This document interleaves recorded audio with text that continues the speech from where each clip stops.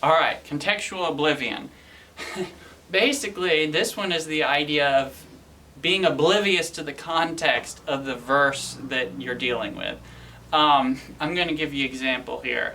1 Corinthians 7 verse 1. It says, "It is good for a man not to touch a woman." And somebody in the audience goes, "To him that knoweth to do good and doeth it not, to him it is sin." So there, you have a doctrine that says it is wrong for a husband to touch his wife.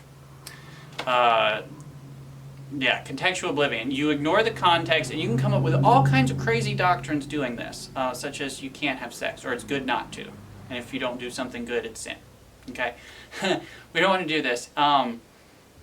So if you read the context of this verse in 1 Corinthians 7 verse 1, it actually is saying that it's good for a single man not to touch a woman.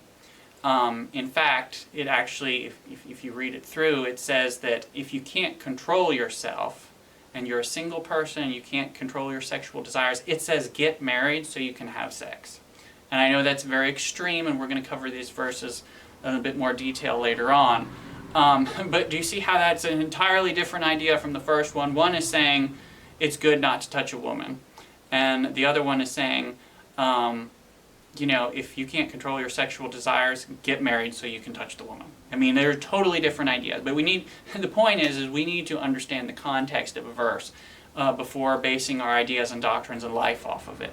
If you have ideas regarding human sexuality and you do not understand the context, the verses from whence you got these ideas, you need to put your ideas on hold for a minute and look at the context and make sure you're understanding. Because if you don't understand the context, there's a really good chance you don't understand that verse at all. And you will come up with all different kinds of crazy ideas, and it will really negatively impact your life and the life of your spouse.